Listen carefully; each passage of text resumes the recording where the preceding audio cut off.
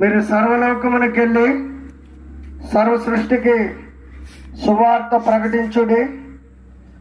నమ్మి బాప్తిసం పొందినవాడు రక్షించబడును, నమ్మని వానికి శిక్ష విధింపబడినని సెలవిస్తూ వచ్చినాడు.